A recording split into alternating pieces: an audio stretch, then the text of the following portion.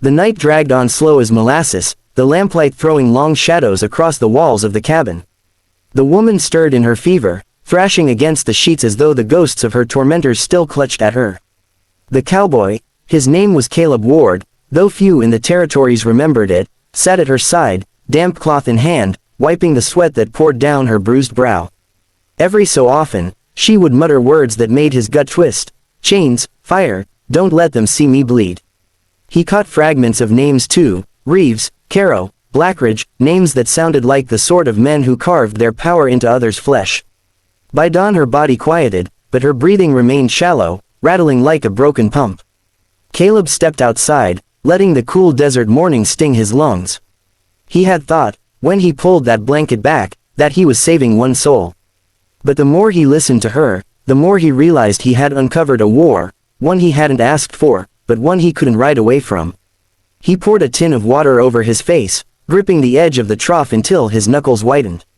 Whoever Reeves and Caro were, they had left a mark on her body that would never fade.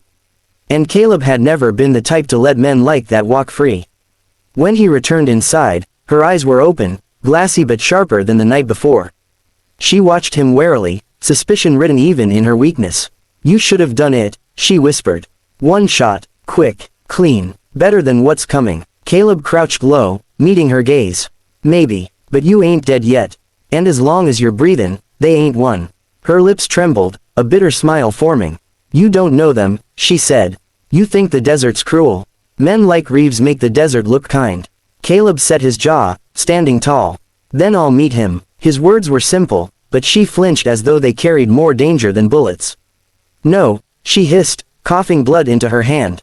"You don't understand. They don't just kill. They own. If you stand in their way, they'll take everything you are." Her voice cracked on the last word, and tears she hadn't wanted to shed slipped down her face. Caleb looked away, the sight cutting deeper than a knife. For 3 days, Caleb nursed her, feeding her spoonfuls of broth, binding her wounds, watching the slow return of life into her veins. With each passing hour, she revealed more, though not always willingly. She spoke of a camp far north, where Reeves and his men ran a crooked trade, selling, breaking, discarding lives like cattle.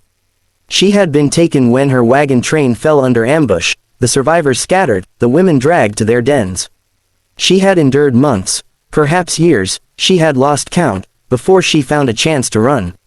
But Reeves had not expected her to make it far, and his punishment had been to let her crawl into the desert, body broken, spirit shattered. The more Caleb listened, the deeper the fury carved into his bones. He was no stranger to cruelty. He had fought in border wars, seen men shot for the weight of a gold coin. But this was different. This was a system built on fear, and Reeves was no lone bandit. He was a man with reach, with lieutenants, with a taste for ownership. Killing him wouldn't just be vengeance. It would be war. On the 4th day, Caleb saddled his horse before dawn. The woman, Mara, she had finally told him, struggled up on her elbows, her face pale. "Don't," she rasped. "Don't go near them. They'll skin you alive." Caleb tightened the cinch, his back to her. "They left you for buzzards. I can't sit in this shack and do nothing." Mara shook her head violently, tears burning her eyes. "You'll die, and then I'll be alone again. Please, if you won't kill me, at least, don't kill yourself." Her plea wrenched at him, but Caleb turned, stepping close to the bed. "Listen to me. They already tried to bury you, and you're still breathing. That means something, and I'll be damned if I let 'em think they can break folks and walk free. I ain't asking for your blessing, but I'll bring something back from that camp, proof they can bleed." He left her with water, firewood stacked, and a rifle within arm's reach. Then he rode north, the desert wind tearing at his coat, the horizon stretched endless ahead. Each mile carried him closer to Reeves, to the shadowed camp Mara had described in broken fragments. Caleb felt the old weight of war settling onto his shoulders, the part of himself he thought he'd buried long ago. He wasn't just a cowboy anymore. He was a man riding toward judgment. By the second night, he found signs, boot tracks in the sand, wagon ruts leading off the main trail, campfires smoldering cold. He dismounted, crouching low, and ran his fingers across the dirt. A group had passed here not long ago, too many for traders, too few for a militia. The marks of shackles were clear, grooves pressed into the ground where prisoners had stumbled. His jaw clenched. Mara had not lied. Reeves' camp was close, and its cruelty was as real as the scars carved into her back. That night Caleb sat under the stars, his revolver across his lap, the fire burning low. He thought of Mara in the cabin, whispering, "Just kill me fast." He thought of Reeves laughing as he left her to die. And he thought of the choice he would make when he stood at the edge of their camp. He had lived alone for years, drifting with no purpose but survival. Now, for the first time in a long time, his life pointed in one direction, straight toward the men who had broken her. The desert wind carried a chill, the kind that foretold blood on the horizon. Caleb tightened his grip on the revolver, eyes burning with the reflection of the fire. Tomorrow, he would find Reeves. And tomorrow, Reeves would learn that some men don't run, some men don't bow, and some men don't kill fast, they make monsters pay slow. By dawn, Caleb's horse carried him into a canyon that swallowed sound. The trail narrowed to a cut in the rock, and when he reached the rise, he saw it at last, Reeves' camp. Smoke coiled from half-buried fires, and the stench of unwashed bodies rolled down the slope. Tents and crude shacks clustered like rot, wagons overturned into barricades, and men lounged with rifles on their knees. But what twisted Caleb's gut was the line of figures chained to a central post, men and women both, gaunt, hollow-eyed, broken in ways beyond the body. Caleb stayed low, sliding from his saddle.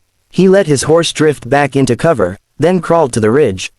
He counted at least 20 men, some drunk, some half asleep, but enough armed to turn any frontal charge into suicide. He scanned the prisoners, his chest tightening as he realized Mara had been one of them, no different from these wraiths clinging to the edge of survival. She hadn't exaggerated, she hadn't even told the worst of it. Down below, laughter cut the silence. A tall man stepped into view, broad-shouldered, his hair silver at the temples though his face was still cruelly youthful. He wore a black coat, polished boots, and a revolver with ivory grips. The way the other men shifted when he appeared told Caleb what he already knew. Reeves. He carried himself like a man who believed the land was his, the people his property, the law nothing but a rumor. Reeves barked orders, and 2 men dragged a prisoner forward, beating him with the butts of their rifles. Caleb's vision burned red. He waited until night fell. He'd fought before, border skirmishes, ambushes, but this was different.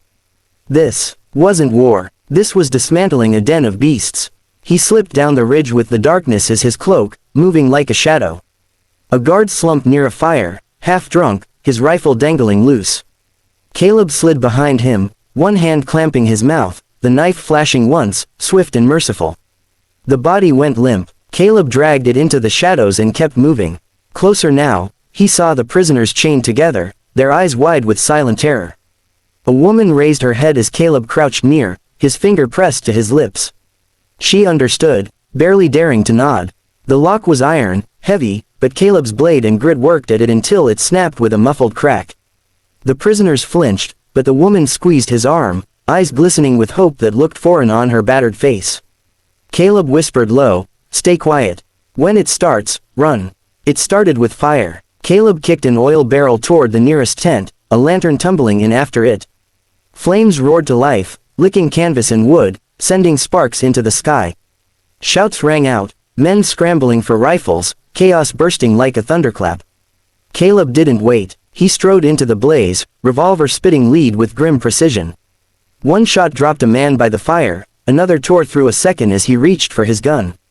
Reeves emerged in the chaos, his black coat glowing in the firelight, his ivory-handled pistol drawn. His eyes locked on Caleb with the cold recognition of a man who knew exactly what kind of enemy had come for him. "Ward," Reeves growled, as if he'd been expecting him. "Always thought you were too stubborn to die quiet." Caleb didn't flinch. "You left one of yours for dead in the desert. She's still breathing. That means you failed." Reeves' grin was a blade. "Mara," he said, savoring her name like venom. "I let her crawl away so the desert could finish what I started." "And you picked her up, did you? You'll learn, Ward, she's not worth the fight." "None of them are." His hand moved lightning fast, but Caleb was faster. Their pistols cracked at once, the reports echoing through the canyon. Caleb's shot tore Reeves' shoulder, spinning him sideways. Reeves' bullet ripped Caleb's coat, grazing his ribs. The camp exploded with gunfire. Men fired wild into the flames, prisoners scattered in panic, and Caleb moved like a ghost among them, every bullet he fired deliberate, final. He felt hot lead graze his arm, splinters tear his cheek, but he didn't stop. He carved a path through Reeves' men until the camp was littered with the groans of the dying and the silence of the dead. At last, Reeves staggered against the post, blood soaking his coat, his grin still defiant even as his strength failed. Caleb stood over him, revolver raised. "You broke her ribs," Caleb said, voice low, trembling with fury. "You made her beg for death. Now you'll beg for yours." Reeves spat blood, laughing. "She begged because she's weak.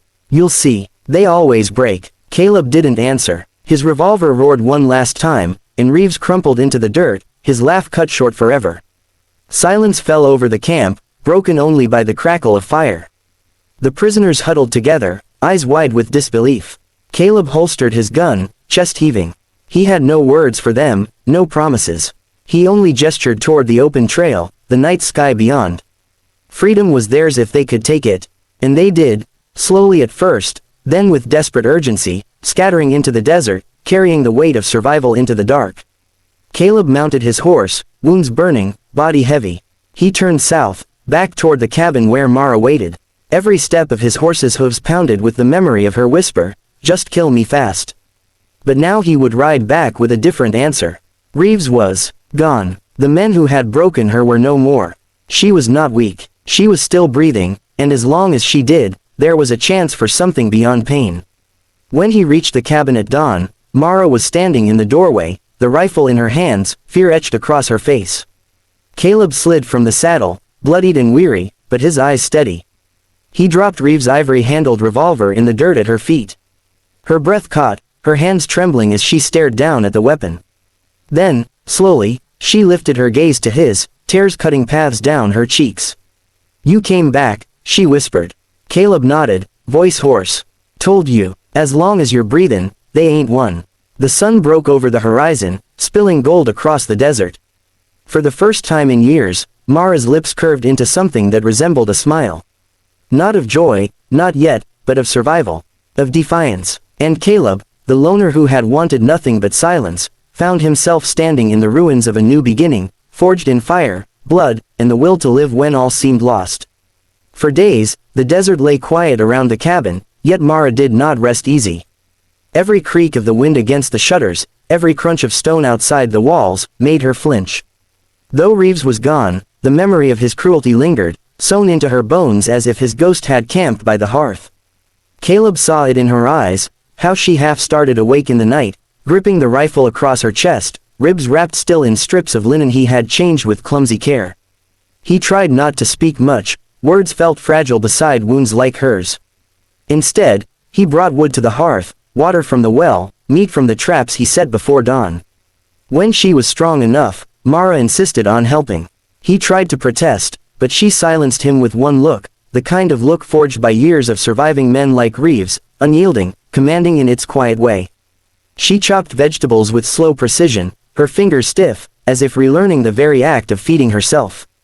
Caleb led her. Survival was more than healing bones, it was claiming pieces of life back, one gesture at a time. But word spreads in the west like fire in dry grass. Within a fortnight, riders began to drift toward the cabin.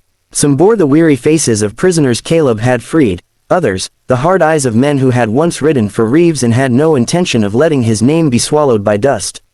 Caleb met them all the same way, revolver loose at his side, body straight, gaze steady.